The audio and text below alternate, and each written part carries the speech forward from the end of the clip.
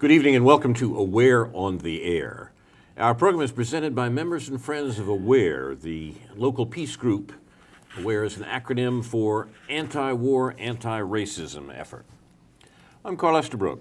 It's the 47th week of 2014 and our 301st show. We'd not be doing these shows if the government for which we're responsible weren't committing war crimes. It's November 18th. On this date in 1961, President John F. Kennedy sent 18,000 military advisors to South Vietnam to support the regime of President Ngo Dinh. 6 months earlier, Lyndon Johnson, the vice president, had called Diem the Winston Churchill of Asia. 2 years later, Diem would be murdered in a U.S.-backed coup. After congratulating the coup leaders, Henry Cabot Lodge, our ambassador to South Vietnam, assured Kennedy, the prospects now are for a shorter war. Few Americans now remember that it was John Kennedy who attacked South Vietnam and began the Vietnam War.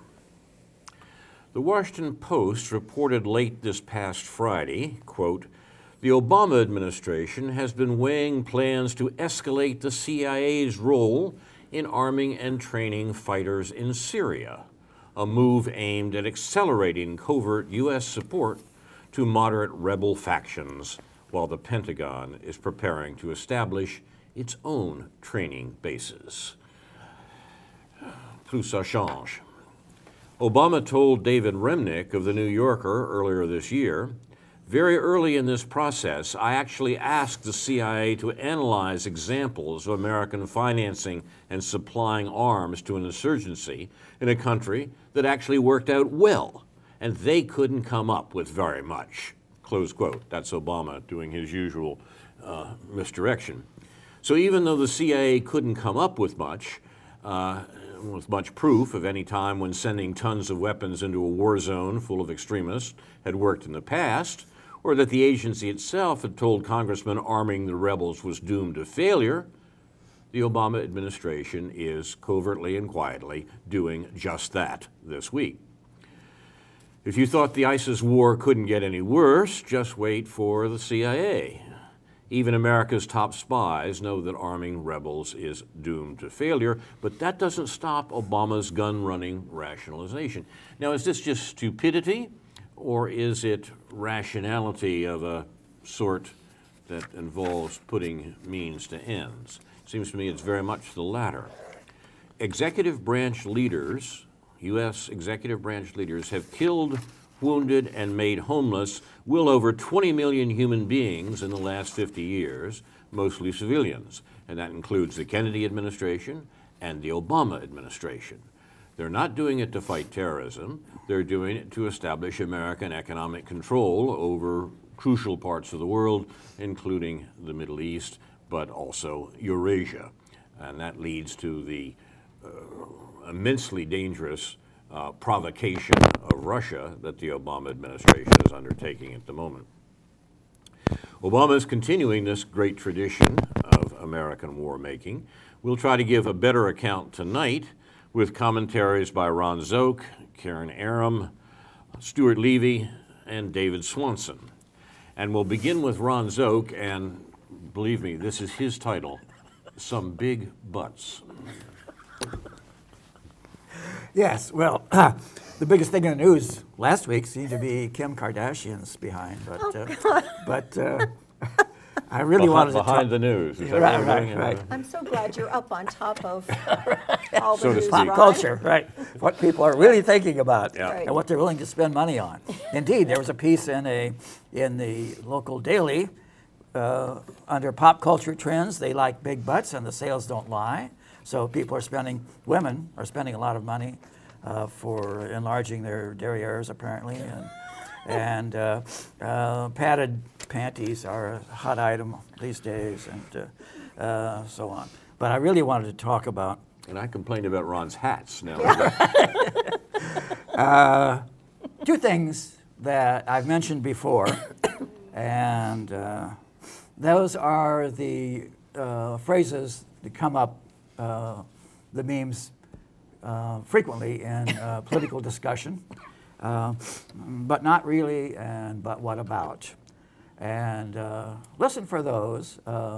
The but not really occurs when you notice that when people try to state some political generalization or some principle or policy, there's usually, almost always, a codicil to the effect that, we can't really do that. That would be unrealistic. So there's always some ambiguity in it and some loopholes, and that's not really what you should expect. Indeed, this is used polemically. The constant warnings that we hear and read about in the popular media that this or that proposed measure will backfire, that this might happen or may happen or could happen, and this will have all kinds of terrible consequences if we do publicly any of the things that people and liberals in particular are advocating. Then the but what about is a controversial move. If you criticize my side of the argument for something that my crowd has done, I'll say, but what about some of the stuff that your side has done? And this has come up again in the argument over whether Obama can, by executive action and what's called prosecutorial discretion, not expel lots of people, family members of people who are not here legally in the USA. And this is creating threats to close down the government again and so on the part of some ultra-right-wing senators and so on. But what about when Reagan and George Bush did the same thing, but we're not hearing any reply to that. So watch for the but what about, which is usually not really relevant, but has a kind of psychological function, I guess, in reminding people that what you're saying can't have just a one-sided application, and are you being hypocritical in criticizing the other side for this while failing to note that your side, whatever that is, has done very much the same thing. And of course the reply always comes back, but that was different circumstances, and so on. Obama authorizes 1,500 more military personnel to deploy to Iraq and has asked the Congress for $5.6 billion to fight Islamic State militants. So here we go again, deeper into the quagmire, and now we have to send more troops after them. The demands for putting boots on the ground, without which we will never win in Iraq, Syria, and defeat ISIS, is becoming louder and louder. And this seems to be the common complaint now of a whole lot of people, that we're not really doing the war fighting that we should be doing in Iraq and Syria with American boots on the ground, because the supposed Iraqi army will never do it on their own. In addition to a fresh infusion of troops, Mr. Obama is asking Congress for $5.6 billion for operations against the Islamic State, also known as ISIS and ISIL. Note on expenses then. The Pentagon is supposed to be cutting back and economizing also, according to official statements. But then we see this note in the news today. Navy Secretary racks up $4.7 million in travel. According to data obtained and compiled by the Associated Press, Navy Secretary Ray Mabus, flights cost $4.6 million for fuel, maintenance, and crew. Mabus also spent about $160,000 on hotels, meals, and other costs. The Army leaders, the Secretary of the Army totaled 126 days of travel, and cost about $2 million for the flights. He spent under $33,000 for hotels, meals, and other personal expenses in his 18 trips. So we're told that Navy Secretary Ray Mabus travels with an entourage of about 7 people in all. Their per diem travel costs approximately $700,000 for the total cost of the travel. McHugh, the Army Secretary, travels with 10 staff, so the per diem expenses could total more than $300,000. The travel costs come amid deep budget cuts across the Defense Department, including widespread efforts to slash headquarters spending, downsize the Army and Marine Corps, and cut back on acquisition programs, training, and other costs. Those cuts, said Brian Clark, senior fellow at the Center for Strategic and Budgetary Assessment, make it even more important that senior leaders scrutinize their travel and make sure that the travel they're doing is essential. Sure. Mabus is so proud of his travel, he even has a mileage sticker on his Navy website showing that he has traveled 932,129 miles as of this week. Of the 325,000 sailors and nearly 190,000 Marines, as many as 100,000 are serving in nearly 100 countries around the world. Army Secretary McHugh oversees an army of more than 500,000 active duty soldiers, including more than 130,000 in over 150 countries. So that's where the money goes, but are we hearing any complaints about that? Nope. We are just hearing complaints about those welfare mothers and people who are on welfare and getting government handouts. It's a curious mismatch, and I'll say, but what about them? And what, aren't they entitled to waste a few millions here and there also? And there I'll stop. Thank you very much, Ron.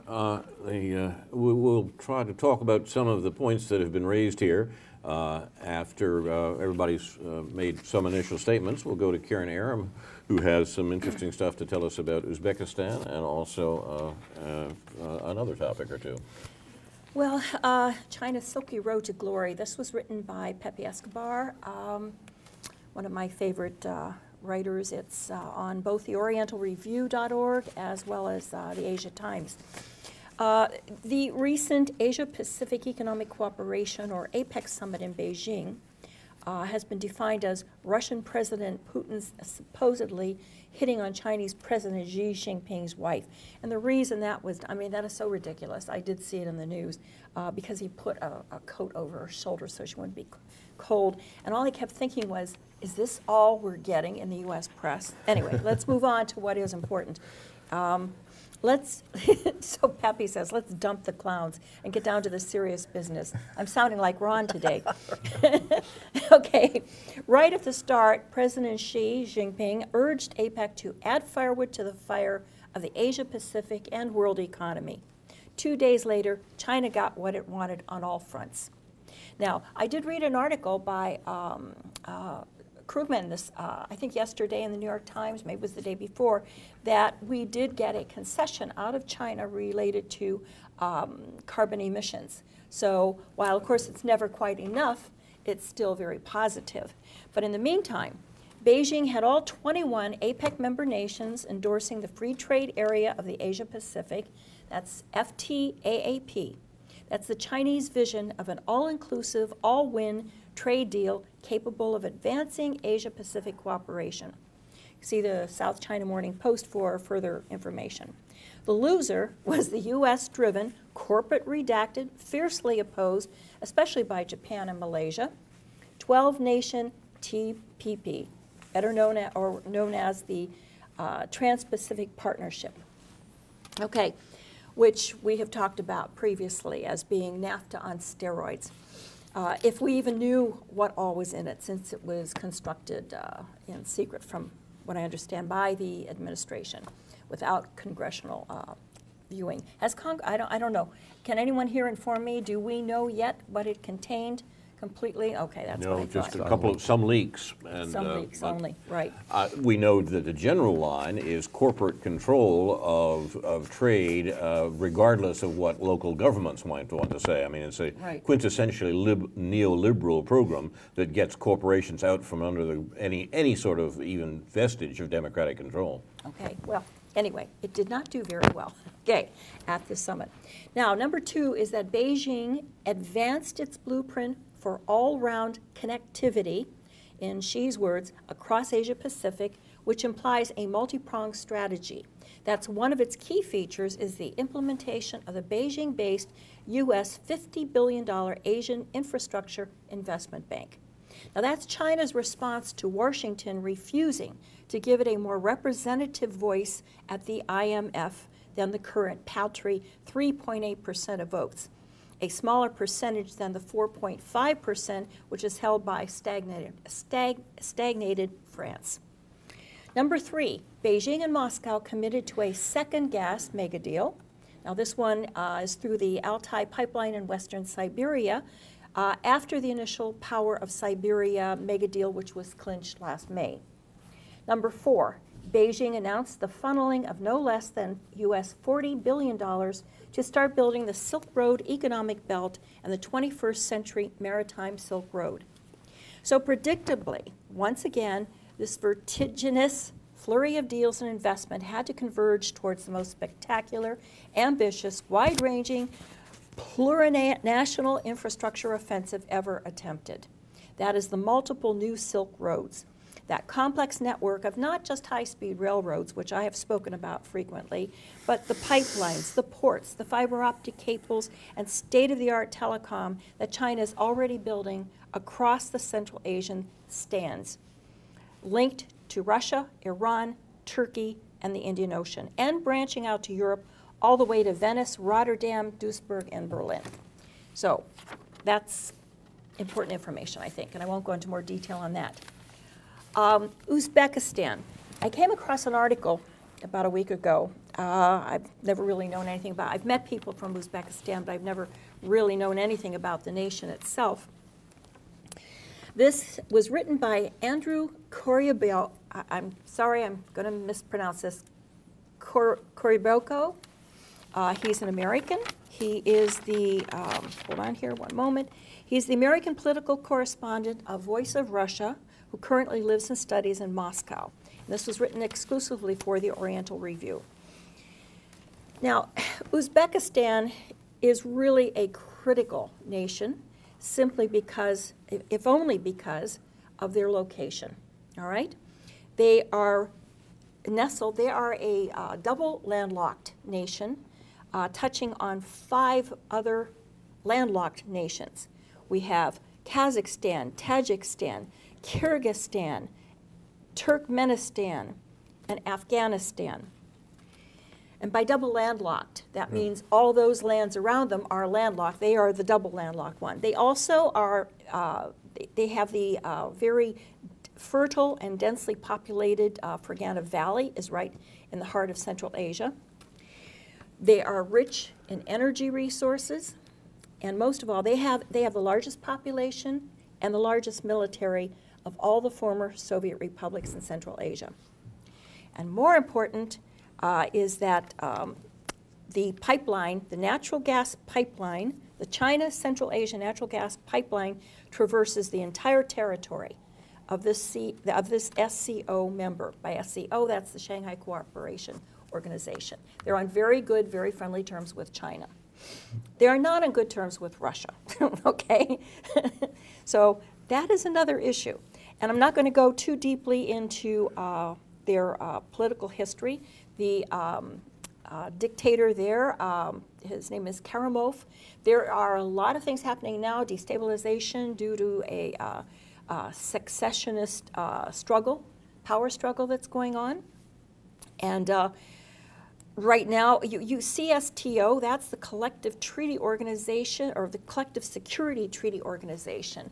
They don't belong to that right at this time. They pulled out in 2012. The The U.S. at one time, after a massacre in 2005, was somewhat ejected from Uzbekistan, but they're back.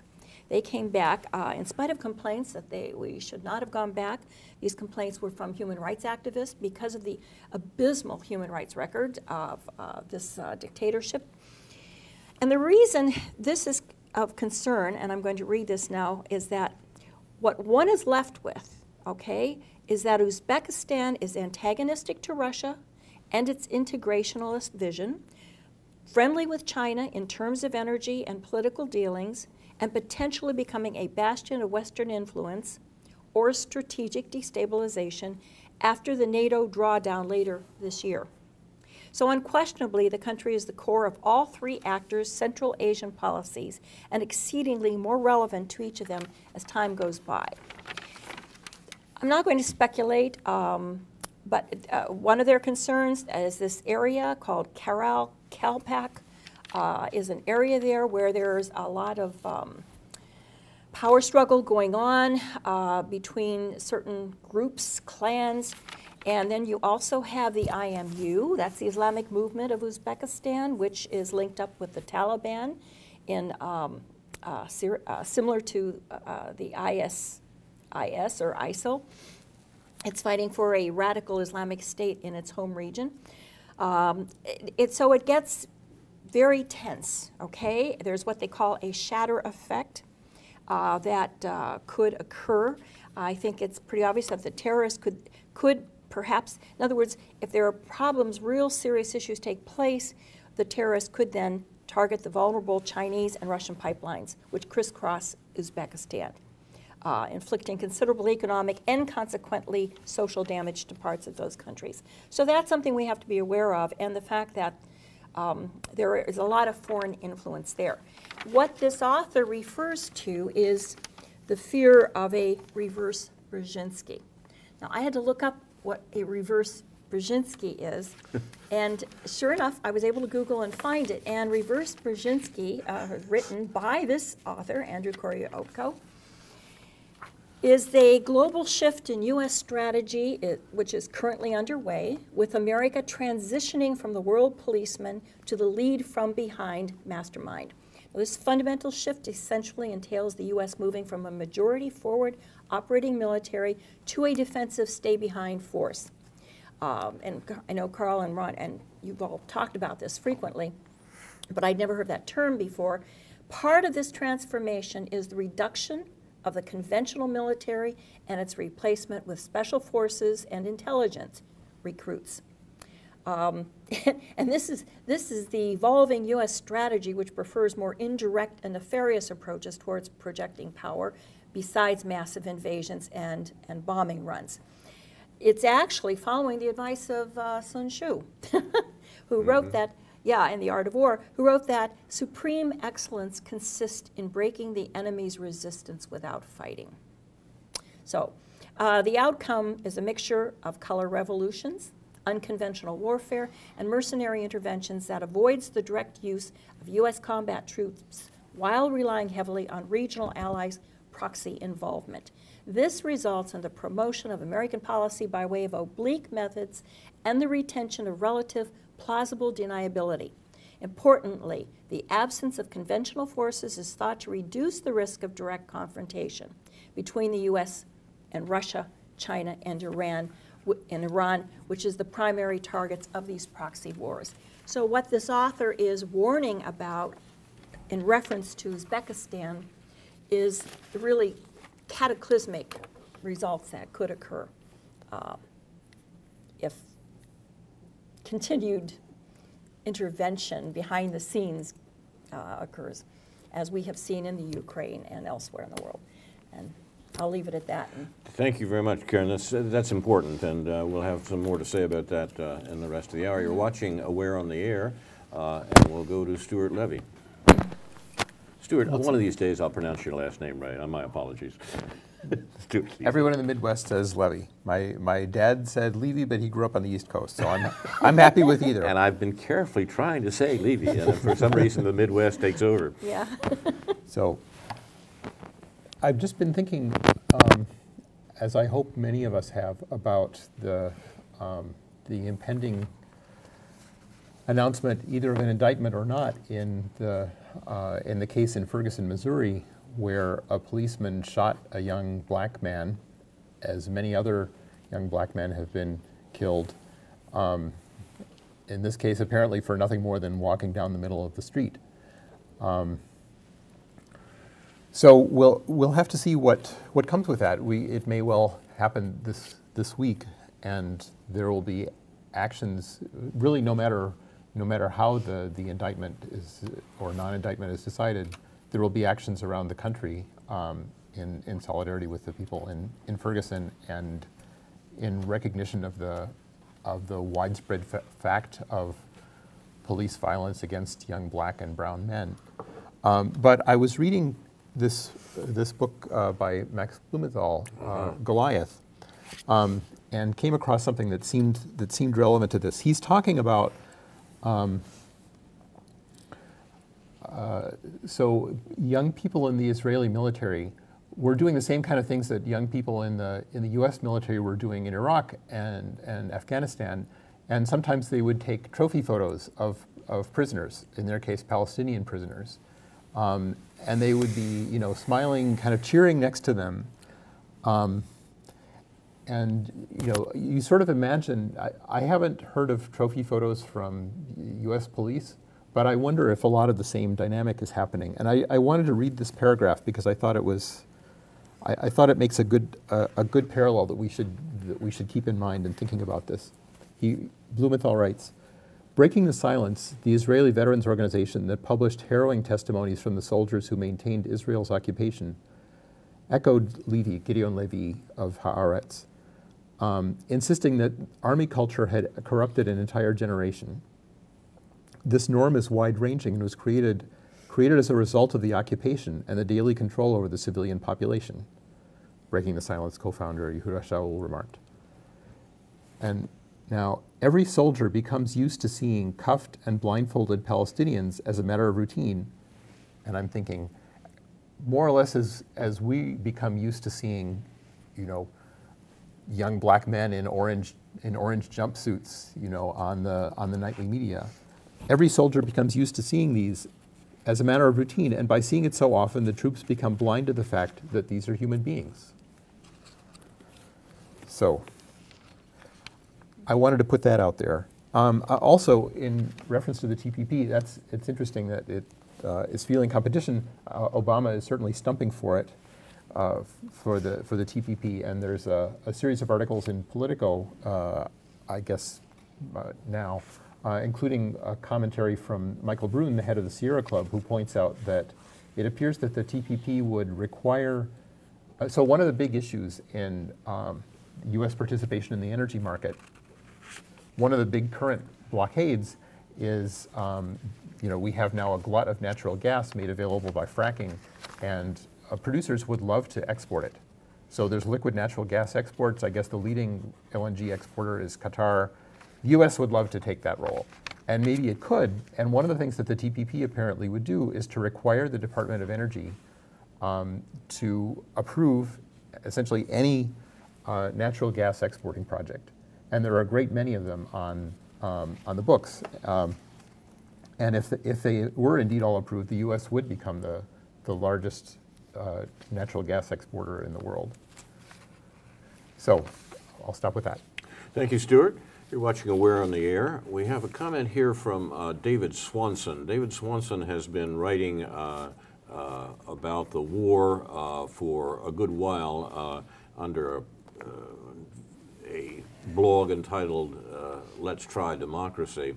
And he's been a particularly active representative of the anti-war movement in this country over the last decade. He wrote a very peculiar column this week that I offer for your consideration. He says, "The well-known line is that people get the governments they deserve.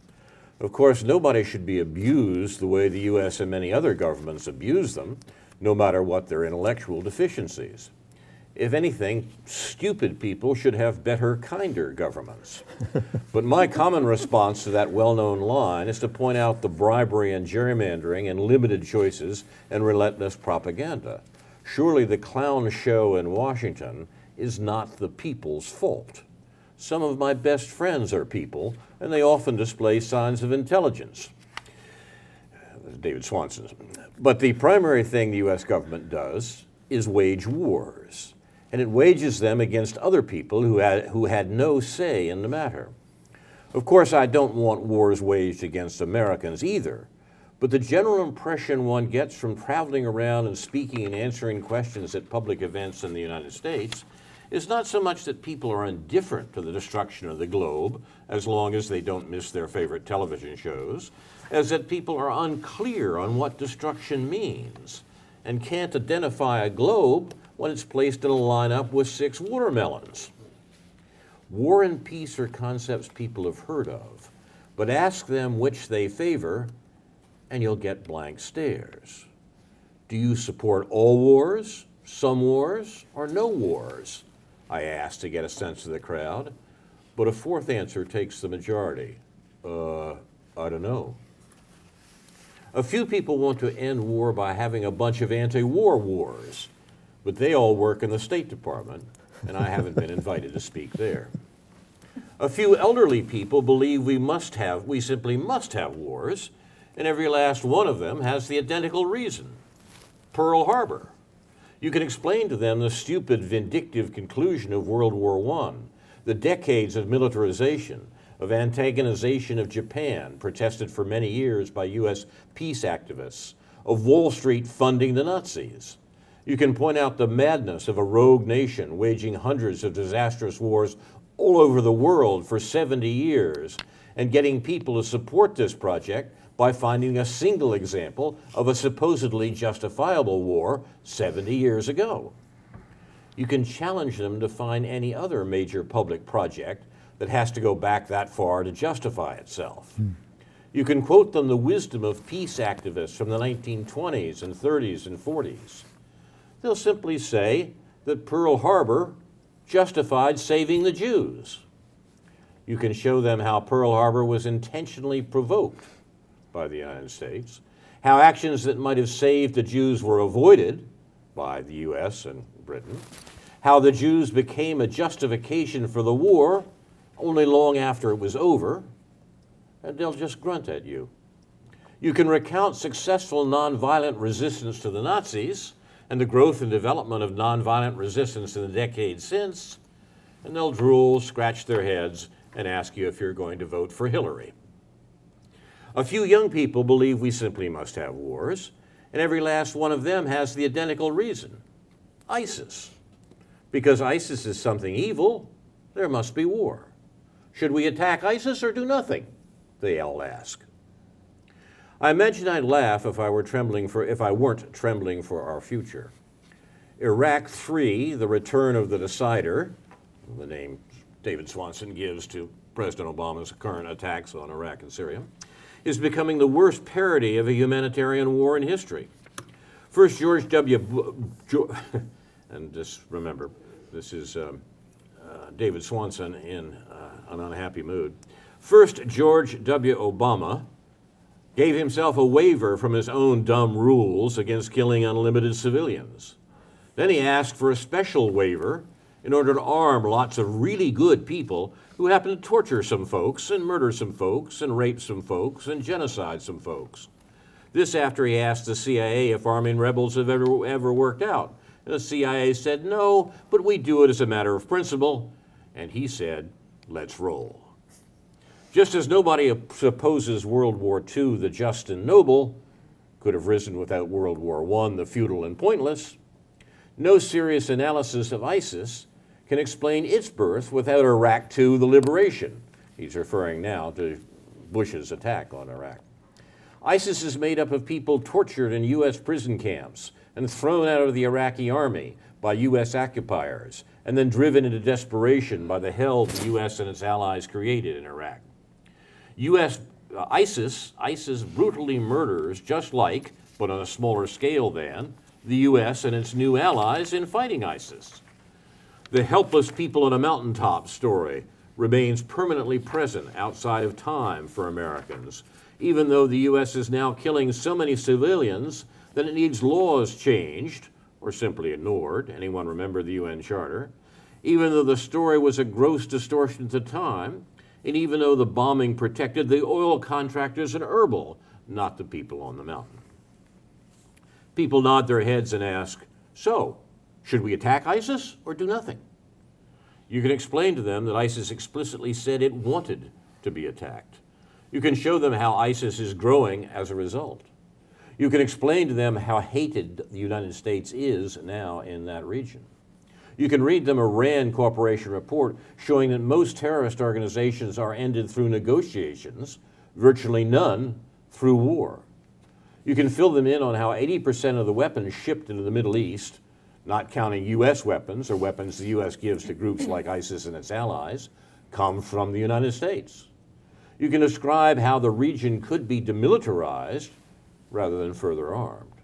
You can discuss diplomatic possibilities, local ceasefires, aid, and restitution.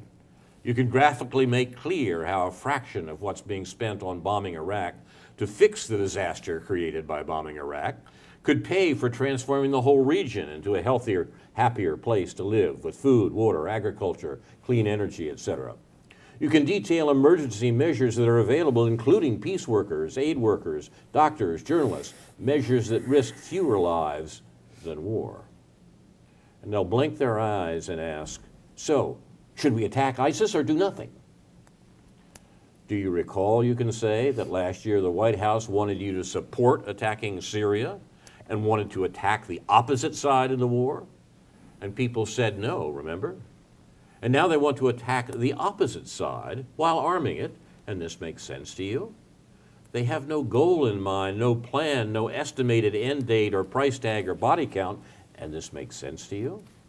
Well, they'll say, it's that or do nothing. But do you recall the year 2006, in which everybody said they'd elected Democrats in order to end the war? And the Democrats said they'd keep it going in order to run against it again in 2008?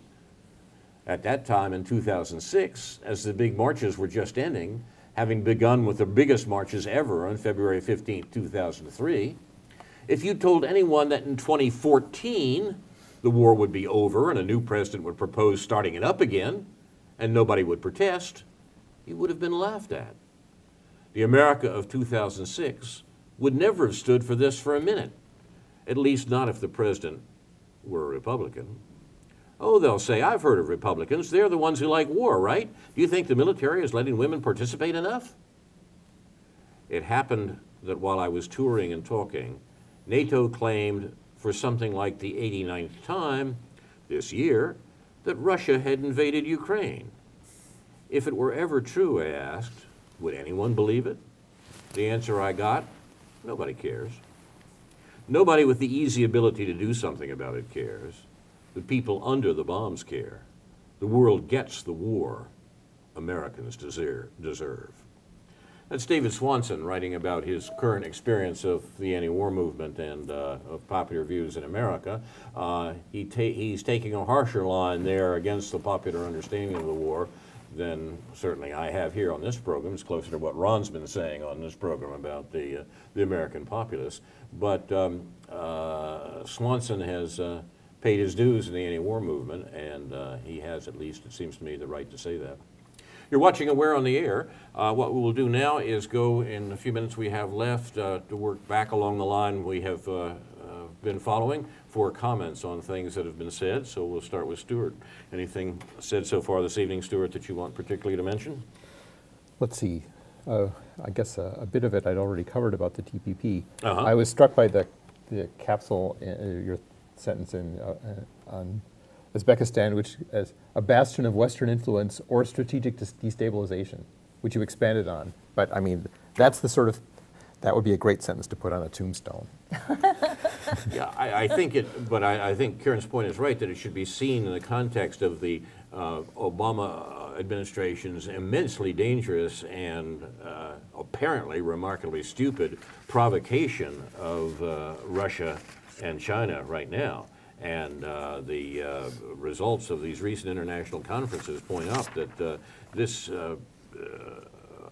mad policy by the Obama government seems to be passing without much comment by Americans. Maybe David Swanson would understand that. But what the U.S. is doing with Uzbekistan is clearly part of this increasingly frenzied attempt by the Obama administration essentially to seize control of the Eurasian economy, or to maintain what degree of control of the Eurasian economy that it has right now. And so I think Karen's right in stressing just how dangerous the American manipulation of the situation in Central Asia actually is. Can I? Oh, I'm sorry. Yeah, go go ahead, ahead. Stuart. No, I was no. actually just going to comment on the TPP. That although it's called a free trade agreement, the TPP is not mainly about trade. Right. We all know this, but I thought for our viewers, It's important. yeah, of TPP's 29 draft charters, only 5 deal with traditional trade issues. One chapter would provide incentives to offshore jobs to low-wage countries. Many would impose limits on government policies that we rely on in our daily lives for safe food, a clean environment, and more. Our domestic, federal, state, and local policies would be required to comply with TPP law rules. The TPP would even elevate individual foreign firms to equal status with sovereign nations, empowering them to privately enforce new rights and privileges provided by the pact by dragging governments to foreign tribunals to challenge public interest policies that they claim frustrate their expectations. Now, this comes from John Quealy, staff writer with Common Dreams, and within discussion with Lori Wallach, who has been now who's the director of the Public Citizens Global Trade Watch, who's been very focused on this. So it is very, very serious. And I think it's very telling that initially they evidently invited China. Back when they first started constructing this, there was some discussion with China, and then they completely cut China out. They do not want China involved. Right. And my thinking is that, you know, it would be ironic if someday, let's say 40 years down the road, that China did get involved, China became the towering power, and decided to drag our government to a foreign tribunal or some such. I mean, so, you know, we have to look at everything with both perspectives. It's a very dangerous.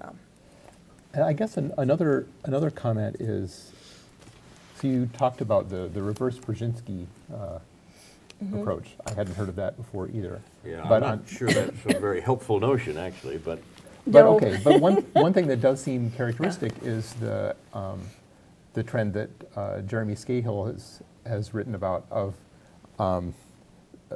being effective not through overtly visible force, but through covert operations, pretending that we're not Right. using military force while we are Right. using it. Exactly. Exactly. Okay, but this then reflects on something that's actually a current debate on the peace discuss list as to how shall we deal with Congress? What can the peace movement do about Congress? One of the things that Bob Naiman has been urging is a move that would not only bring up discussion of war in Congress, but a bill where part of the bill would call for transparency in revealing how many people are being killed, in reporting on this, rather than hiding it, which is what we do now. So I know this is stirring the pot, but I think it's a pot worth stirring. So if we're going in a direction that depends on secrecy, then is it worth asking Congress for transparency as part of a strategy to oppose that trend toward secrecy? I'll stop with that. my argument is that it's peculiar to address Congress and say, look, President Obama is extending the war in the Middle East, as he has throughout his administration. By the way, you guys should vote on that to give him the authority to do it, because technically speaking, he hasn't got that authority. Technically speaking means under the Constitution. Now, that has seemed to me a peculiar position to take, that we should much more say, look, President Obama has been responsible for mass murder in the Middle East in violation of international law as well as American law throughout his administration. This should stop, and Congress should stop it, just as Congress finally stopped the American depredations in Southeast Asia during the Nixon administration. We mentioned that the president has just asked for, Ron mentioned that the president has just asked for $5.6 billion to continue his attacks in the Middle East. Now, we've argued here that the reason for these attacks have little to do with stopping terrorism and much more to do with American economic control of the region, and I think that's true. But in the meantime, it seems to me at best temporizing to say, oh, by the way, Congress should debate it and vote on it. The notion that a vote would give the president the authority to go ahead and do what he's doing anyhow. Well, of course, it could also take away that authority.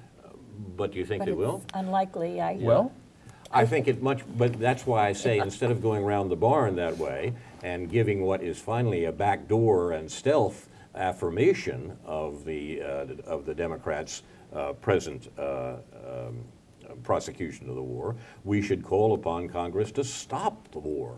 We should call on Congress to stop the killing, just as Americans did, in the 1970s. I find this a pusillanimous way to proceed. I see the value in what Bob Naiman's petition is requesting as far as transparency. I appreciate all that he's doing, but I can't help but feel it's like the barn door is open and the horse has gotten out already. And I feel that at this point, transparency is not even going to be an issue. I think that honestly, there is support now to go to war because the American people have been bombarded with so much propaganda about ISIS. And excuse me, it isn't propaganda. They really are awful people. But that's not an excuse for us to go in and start killing and bombing, okay? It's been proven, we know that every time we do that, we just create more killers, we create more terrorists. So that's not the answer, that's not the solution. And I honestly believe that Congress would, no matter what. Also, just the very fact that they don't really represent the people anyway. They represent lobbyists that are paid by the 1% to keep supplying weapons and keep going to war. So while I see the value in what Bob has been asking for, I can't help but feel that that time has passed. I see the mainstream media. I see the effects it has. I also talk with people coming from blue-collar workers that did not support our previous wars, but they support this. And I know it's because they've been fed all this propaganda from watching CNN, et cetera, and the beheadings. So that's why I agree with Carl. I think we really have to, the people need to sign petitions and say, no war, end of story. Don't give Congress the option. I really feel that at this point we have to make our views as clear as we possibly can. And I think we need to look at the government's policy not as a sort of series of decisions.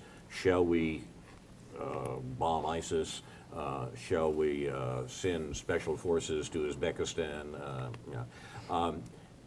But as a general war policy that this administration has been following as previous administrations did. There really isn't any change from administration to administration basically back to the Second World War. I mean, the concern for Middle East energy, the control of Middle East energy, not just access to it, has been a principle, has been a cornerstone of American policy since the Second World War, and the U.S. has been willing to kill immense numbers of people, men, women, and children, in order to secure that control, because that control is finally in the interest of the American 1%.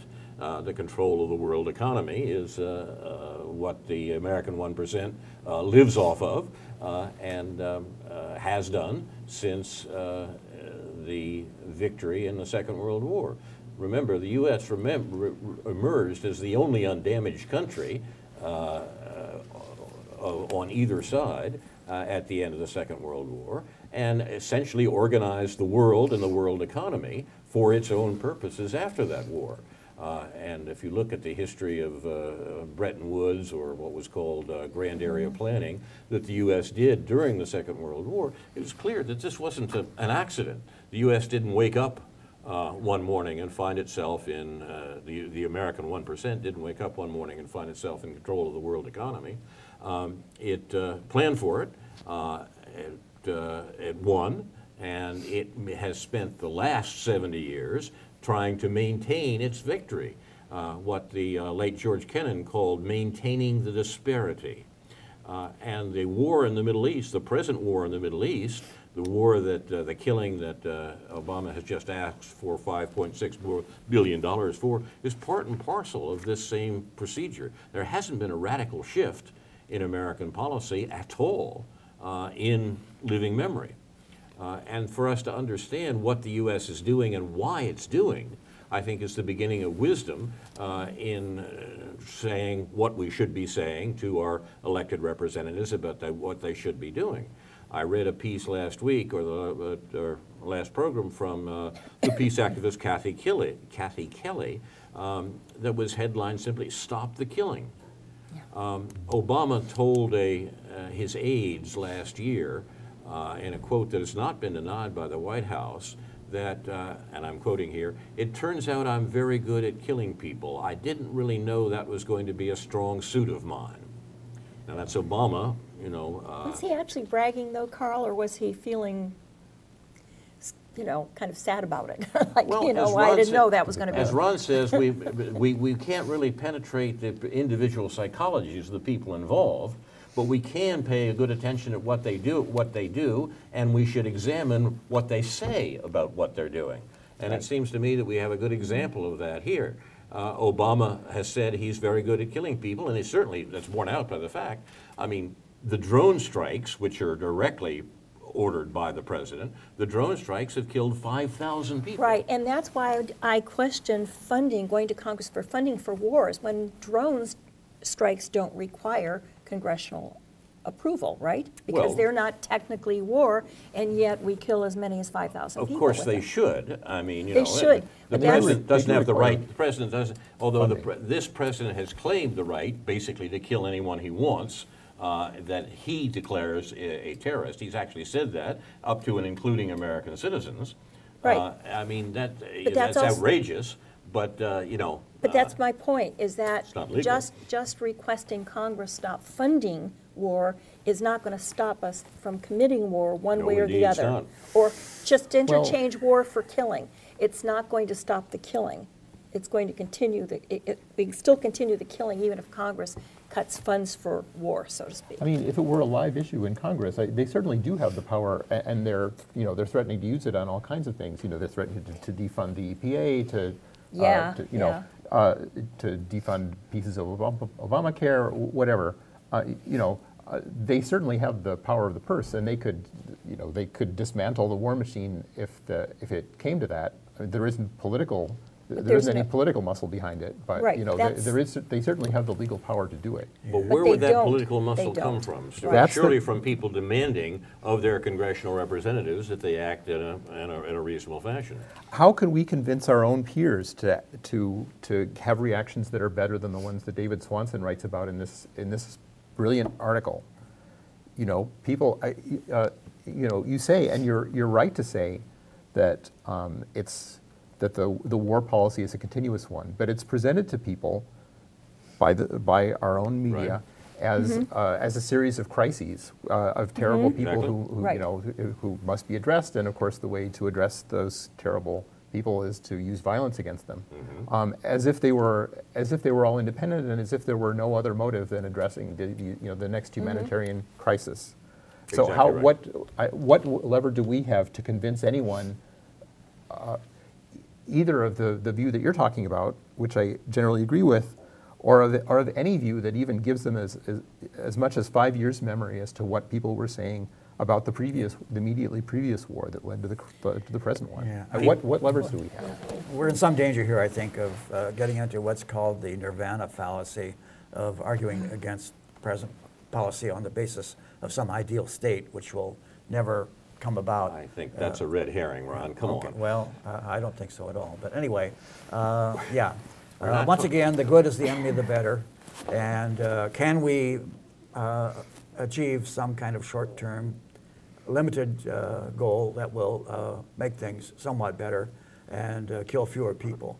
And I hope that's So we what say can to the bring about. president, you can kill, you're really overdoing it on the drones. You've killed 5,000 people with drones. Why don't you try just only killing 10 or 15 this week, and then maybe you can cut it down next week too, Yeah, well, Can we that say would that? be better than what we're doing.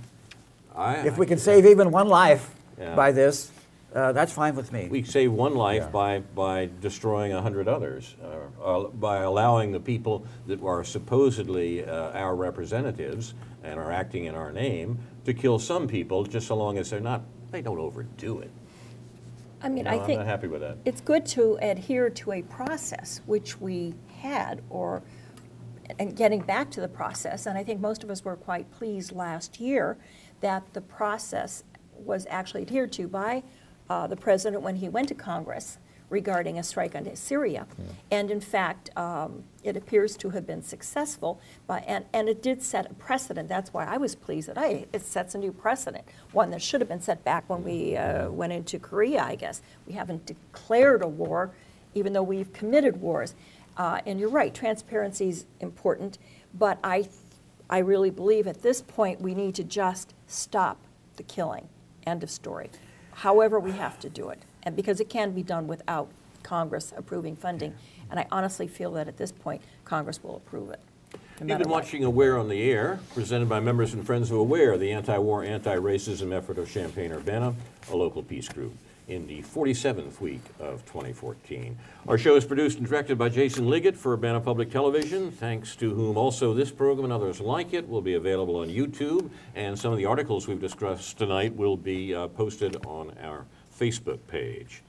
Finally, Aware honors those who reveal the crimes of the U.S. government, which the rest of the world knows about, but Americans don't. Manning, Assange, Snowden, and others who are being persecuted by the Obama administration. Now, this is Carl Estabrook for Ron Szoke, Karen Evans-Levy, Stuart Levy, Karen Aram, David Johnson, David Green, and other members and friends of Aware, saying in the words of the late Edward Murrow, good night and good luck.